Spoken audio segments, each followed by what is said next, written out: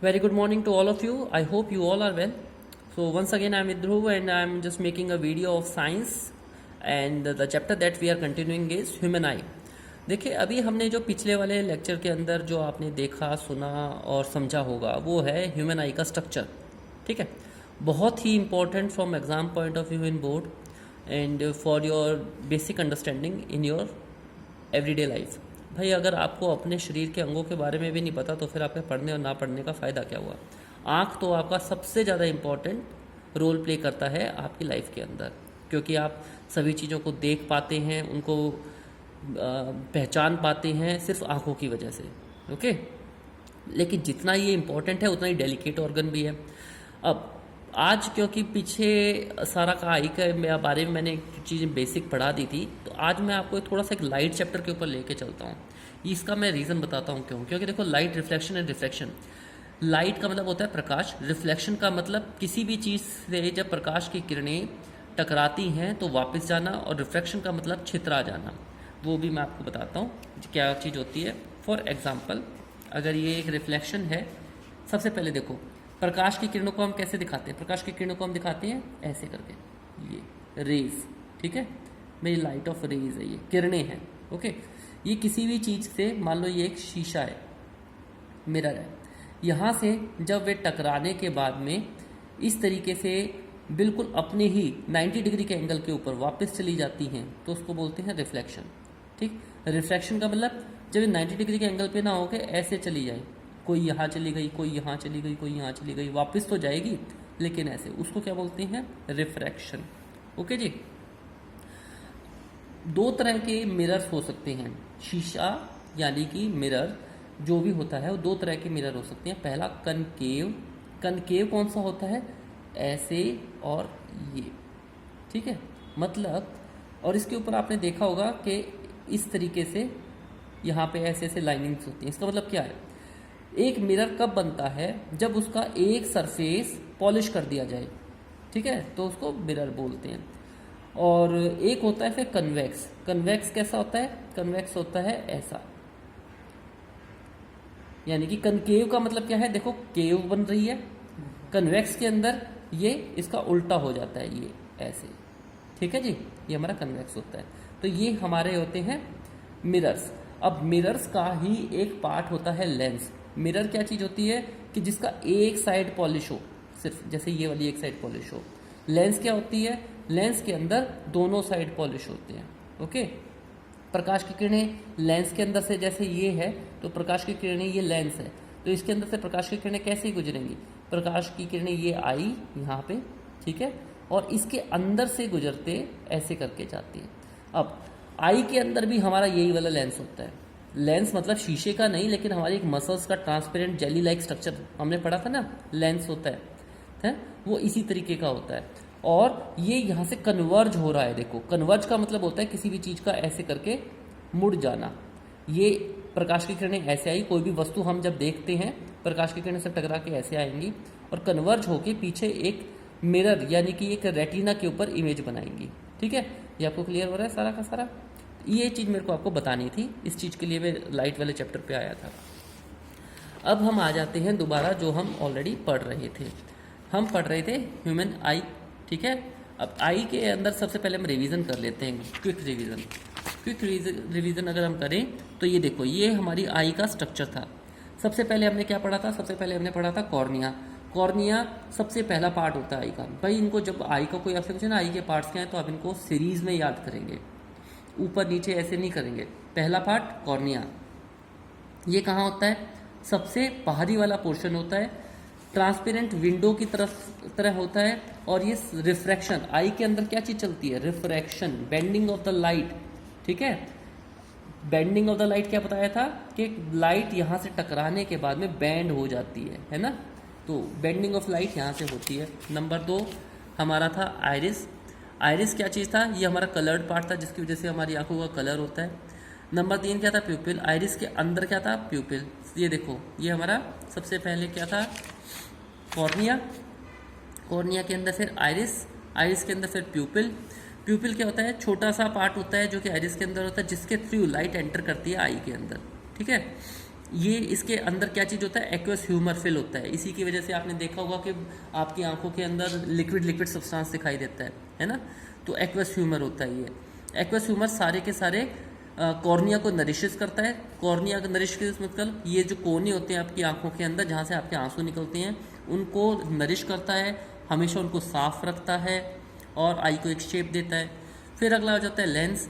हमारी, जिसके लिए मैंने आपको 10 चैप्टर पे लेके गया था, हमारी आँख के अंदर एक जेली टाइप ट्रांसपेरेंट मटेरियल है जो कि बाई कन्वेक्स स्ट्रक्चर है, बाई कन्वेक्स स्ट्रक्चर है, ठीक है।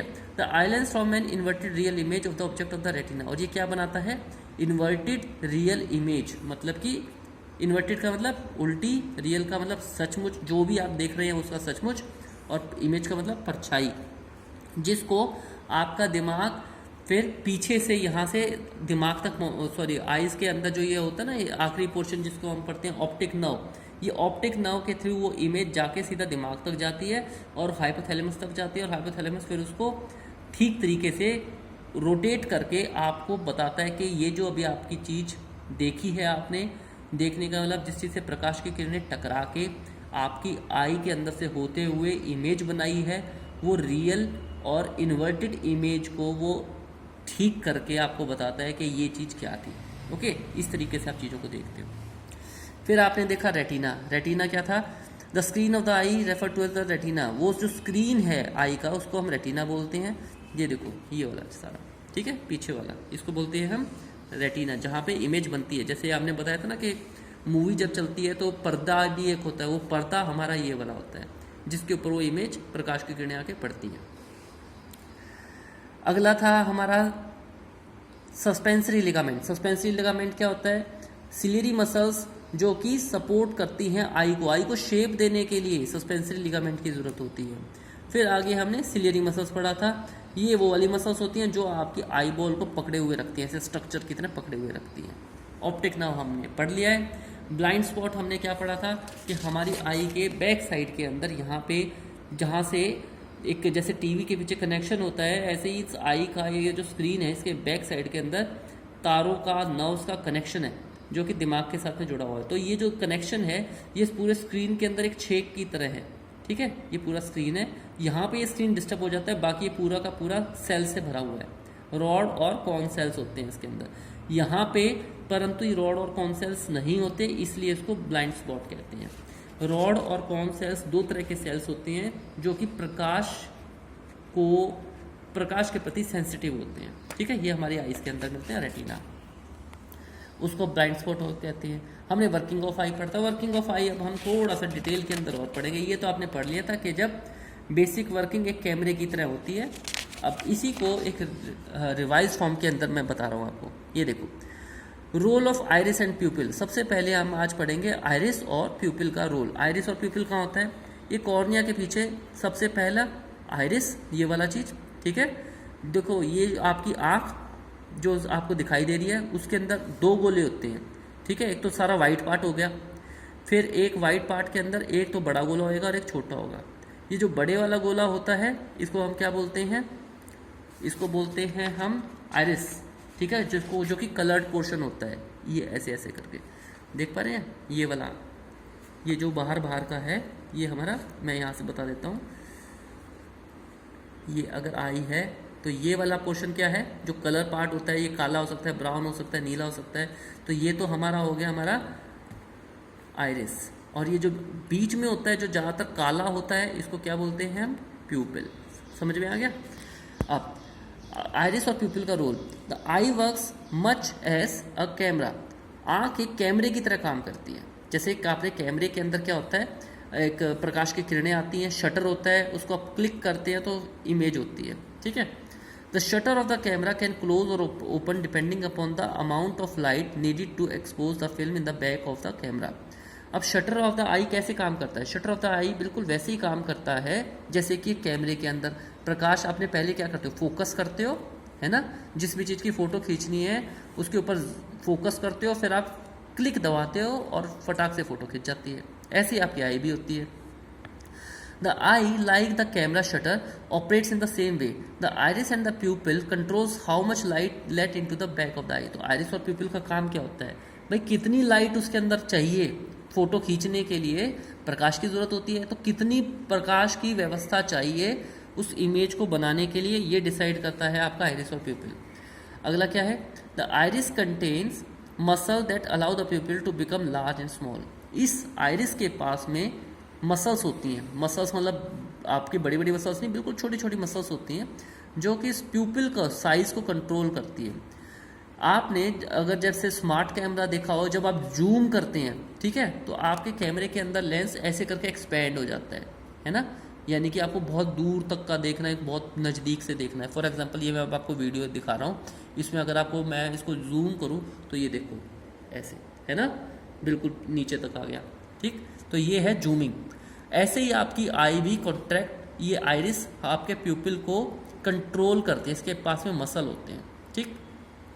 क्यों करती है कंट्रोल, मान लो आपके साथ आप किसी अंधेरे कमरे में गए, उस टाइम के ऊपर प्रकाश बिल्कुल नहीं है वहाँ पे, लेकिन आपको फिर चीज़ें देखनी है, तो जितनी भी अमाउंट ऑफ लाइट है, थोड़े अमाउंट ऑफ लाइट के अंदर भी कोशिश करता है आइरिस कि आपका प्यूपिल को एडजस्ट करके चीज़ों को देखने की कोशिश कर सके। जब आप एकदम से अंधेरे कमरे से बहुत ज़्यादा रोशनी में जाते हो, धूप में जाते हो, तो बहुत ज़्यादा प्रकाश होता है, उसको इतना ज़्यादा प्रकाश नहीं चाहिए, वो फिर से उसको एडजस्ट करता है कि जितना प्रकाश चाहिए बस उतना ही हमारी आँख के अंदर घुसे, ठीक है। तो इस तरीके से अमाउंट ऑफ लाइट को कंट्रोल कौन करता है भाई, आइरिस करता है, ठीक। आइरिस और प्यूपिल दोनों करते हैं। आइरिस के पास में मसल होती हैं जो कि प्यूपिल के साइज को बढ़ाती है और घटाती हैं। समझ में आ गया।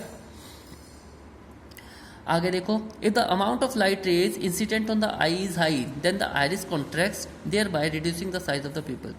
वही मैंने बताया, अगर लाइट बहुत ज़्यादा तेज है, इंसिडेंट रे का मतलब होता है सीधे आने वाली, देखो ये है, ये सीधे आने वाली प्रकाश की किरणें हैं, ये अगर बहुत ज़्यादा तेज हैं या बहुत ज़्यादा हैं तो क्या करता है, आइरिस कॉन्ट्रैक्ट कर देता है, ये यहाँ से इसका साइज छोटा कर देगा, कॉन्ट्रैक्ट का मतलब सिकोड़ देगा इसको, और इसके अंदर से थोड़ी सी लाइट जाएगी।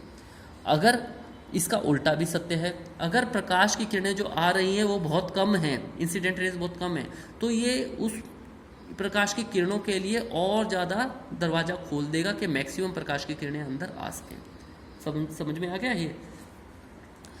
They will reduce the intensity of light, allow only small amount of light to pass through the pupil, thus protecting our eye from the damage। और ये हमारे आई को डैमेज से भी बचाता है। जैसे सूरज, कई बार हमारे को बहुत ज़्यादा प्रकाश होता है, हमें जैसे कि आप रोड के ऊपर खड़े हो रात के टाइम के ऊपर, और दूर से कोई बहुत ज़्यादा स्ट्रॉन्ग लाइट के साथ में कोई व्हीकल आ रहा है, तो आपकी आंखों में चौंधा लगता है ना, तो वो एकदम से आपकी आँख को बहुत ज़्यादा प्रकाश से बचाता भी है। बहुत सेंसिटिव ऑर्गन होता है हमारा प्यूपिल, इसलिए उसको बचाना भी पड़ता है, एकदम से आप आँखें बंद करते हो, ठीक है। Similarly, if the intensity of light is low, then the iris widens and the pupil dilates or gets bigger so that the facilitate entrance of sufficient amount of light। Dilates का मतलब क्या होता है, फैल जाना, ठीक है। जब लाइट कम होती है तो ये फैल जाता है। भाई सारा मैंने आपको बता दिया कि ये कैसे काम करता है, ठीक है। आइरिस और प्यूपिल का काम आपको समझ में आ गया। और अच्छी एक्सप्लेनेशन के लिए ये देखिए, the iris is a bright light, ठीक। ये सारा का सारा क्या चीज़ है, ये हमारा आइरिस है। ये बीच वाला पोर्शन क्या है, प्यूपिल होता है। इसको अगर मैं ऐसे कर दूं तो आपको समझ में आ जाएगा, है ना। ये आइरिस है, बीच में प्यूपिल है। ये एक्चुअल के अंदर एक पूरा पीछे से गोला है ऐसे करके, ठीक है। ये 3D डायग्राम बनाएंगे तो पूरा का पूरा गोला बन जाएगा, जिसमें यहाँ पे हमारी क्या होती हैं, मसल्स होती हैं जो कि आंखों के कॉर्नर के अंदर होती है। ये सारा का सारा वाइट पोर्शन होता है जिसको हम क्या बोलते हैं, इस वाइट पोर्शन को क्या बोलते हैं, कॉर्निया। क्या बोलते हैं, कॉर्निया। कॉर्निया के बीच में फिर क्या आ गया, आइरिस। उसके बीच में क्या आ गया, प्यूपिल। प्रकाश की किरणें ऐसे करके आती हैं आपकी आँख के अंदर और यहाँ से घुसती हैं, ठीक है, इसके अंदर से घुसती हैं, ऐसे करके आ रही हैं जैसे, और इसके अंदर से घुस रही हैं। कितना अमाउंट ऑफ लाइट चाहिए ये डिसाइड करता है ये जो बाहर वाला है, ठीक है, जो कलर्ड पार्ट होता है जिसको हम आइरिस बोलते हैं। अगर ज़्यादा लाइट आ रही है तो ये अंदर वाली चीज़ को सिकोड़ देता है, छोटा कर देता है। अगर ज़्यादा कम लाइट आ रही है तो ताकि मैक्सिमम लाइट आ सके तो इसको बड़ा कर देता है। पुतलियों का फैलना, पुतलियों का सिकुड़ना, ये आप जानवरों के अंदर बहुत अच्छे से देख सकते हैं। बिल्ली देखिए, कई बार प्रकाश के कारण बिल्ली तो इवन अपने कई जानवर ऐसे होते हैं जो अपनी आई की पुतलियों को यानी कि प्यूपिल्स को बहुत जल्दी एडजस्ट कर लेते हैं। और जानवरों के अंदर आपने ये भी देखा होगा कि आई, ये जो चीज़ होती है बीच वाली, ये कुछ कुछ ऐसे करके होती है, ठीक है। आंखें देखिए आप पक्षियों की, देखिए बिल्ली की, देखिए वो इस तरीके के होंगे, उसके बीच में छोटी सी पुतली होगी ऐसे एलोंगेटेड, उसका एक कारण होता है। और बहुत सारे जानवर क्या होते हैं, हमारी आई तो इतनी ज़्यादा पावरफुल नहीं है, बहुत सारे जानवरों की तो बहुत पावरफुल आई होती है, जैसे कि खासकर जैसे शेर, चीता, जंगली जानवर हो गए, वे तो रात के अंधेरे के अंदर बिल्कुल ऐसे देख सकते हैं जैसे कि आप शाम को 5 या 6 बजे देख सकते हो। इसलिए उनकी आइज़ को अंधेरे में, इसीलिए वे रात को अंधेरे में शिकार करते हैं, ठीक है। कई जानवर होते हैं जैसे कि आपका हिरन हो गया, बारहसिंगा हो गया, उनको क्या होता है, थोड़ी सी आहट भी उनको एकदम से पता चल जाती है। अगर मान लो कहीं पे खेत के अंदर रोज़ आए हुए हैं, चल रहे हैं, और आपको उनके, आप सोचो कि मैं इसके पीछे से जाके इसको कर लूँगा, नहीं, उनको बहुत ज़्यादा, उनके सेंसरी ऑर्गन्स बहुत एक्टिव होते हैं। वो अपनी आइज़ के अंदर लगभग 360 का मतलब क्या होता है, पूरा सर्कल के अंदर देख लेना, लेकिन 270 डिग्री तक पीछे की साइड में देख सकते हैं खड़े खड़े कि पीछे क्या आ रहा है, एक रफ आइडिया उनको मिल जाता है और वो तुरंत भाग लेते हैं, ठीक है। इसी तरीके से उल्लू होता है, उल्लू रात का पक्षी माना जाता है, उसकी आंख बहुत कमज़ोर होती है, लेकिन रात के टाइम के ऊपर उसकी सुनने की शक्ति बहुत अच्छी होती है, रात के टाइम के ऊपर बहुत अच्छा देख लेता है वो, ठीक। तो उसके अंधेरे में ही ज़्यादा अच्छे से दिखाई देता है, प्रकाश उससे बर्दाश्त नहीं होता है ना। तो आइज़ सभी को प्रकृति ने अलग अलग दी है, इंसान को जितनी ज़रूरत थी उतनी दी है, लेकिन इंसान से बहुत ज़्यादा पावरफुल आइज़ जानवरों के पास में होती है। इवन कई प्रकाश की के ऊपर आपने देखा होगा, कुत्ते और बिल्ली की, भैंस की, ये पशु आपने देखा होगा, रात के टाइम पे इनकी आंखें चमकती हैं बिल्कुल, है ना, दूर से ही दिखाई देती हैं। क्यों? क्योंकि अंधेरे में देखने के अभ्यस्त होते हैं। जो भी प्रकाश की किरणें जितनी भी अवेलेबल हैं, वो उनकी आंखों के अंदर जैसे ही जाती हैं, वो वहीं पे उसको कैप्चर कर लेते हैं, मतलब कि उसको वहीं रोक लेते हैं, और उसी प्रकाश से वे आपको देख लेते हैं, ठीक है, इसलिए वे चमकती हैं आंखें। अब हम आगे पढ़ेंगे पावर ऑफ अकोमोडेशन। ये आपके एग्ज़ाम पॉइंट ऑफ व्यू के लिए बहुत ज़्यादा ज़रूरी है। पावर ऑफ अकोमोडेशन क्या चीज़ होती है? इट इज़ एक्चुअली, अगर मैं आपको बताऊं कि it is ability of human eye to adjust according to the amount of light, ठीक है। एक आपकी आई की ये वाली कैपेसिटी कि कैसे प्रकाश के हिसाब से अपने आप को एडजस्ट करना है, उसको पावर ऑफ अकोमोडेशन कहते हैं। पावर का मतलब ताकत, अकोमोडेशन का मतलब अपने हिसाब से एडजस्ट करना, एडजस्टमेंट, ठीक। It is possible to focus sharply on both near and distant object. ये क्वेश्चन पूछ रहा है भाई, क्या दूर के ऑब्जेक्ट्स के ऊपर और पास के ऑब्जेक्ट के ऊपर हम पूरे अच्छे से उतने ही देख पाते हैं? आप कभी आप देखने की कोशिश कीजिए, अगर आप देखेंगे दूर तो आप धीरे से, आप थोड़ा सा, आपको समय लगेगा किसी चीज़ को ध्यान से देखने के लिए, आपको अपनी आईज़ का फोकस बनाना पड़ेगा। ऐसे ही जब आप किसी बहुत पास वाली वस्तु को देखते हो, उसको भी आपको देखने के लिए आपको फोकस बनाना पड़ता है।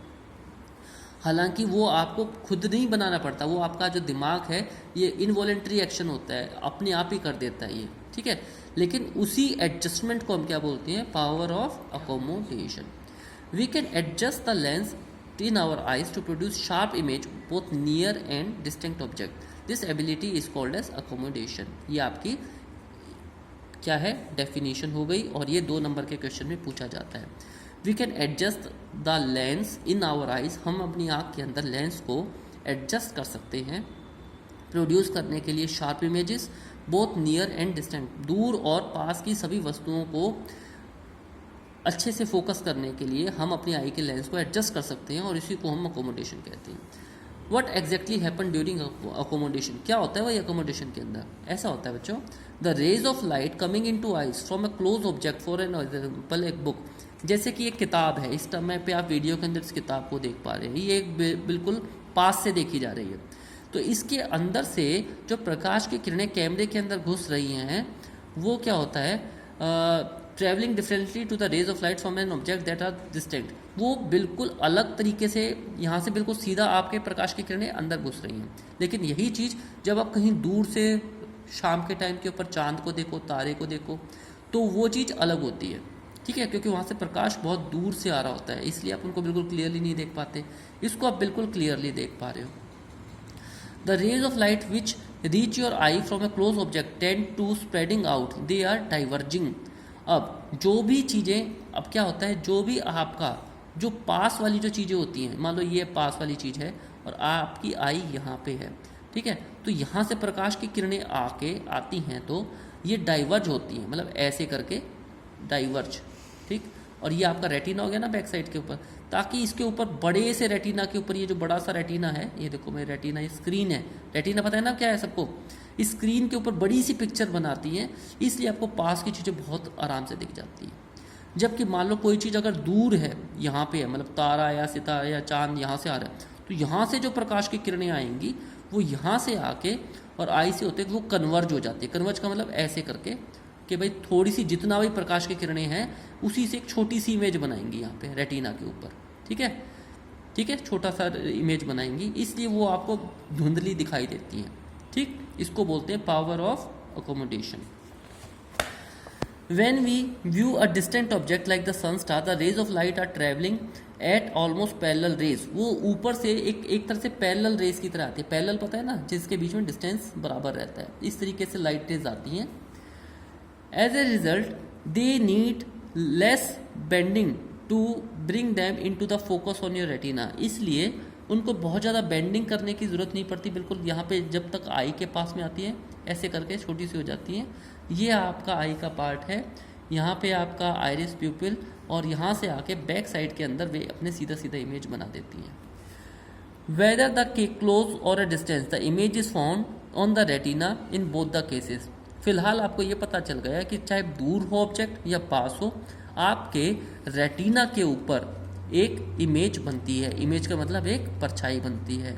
ओके जी, we have learn the formula of lens in earlier chapter. अच्छा, ये एक लेंस का फॉर्मूला होता है। लेंस का फॉर्मूला क्या होता है? लेंस का फॉर्मूला होता है, चलो ये मैं आपको बताऊंगा। देखो, एक होता है वी। वी का मतलब होता है, देखो हम इसमें वी का मतलब वेलोसिटी नहीं, मैं एक बार दोबारा से आप पुराने वाले चैप्टर्स पे लेके चलता हूँ, ठीक है।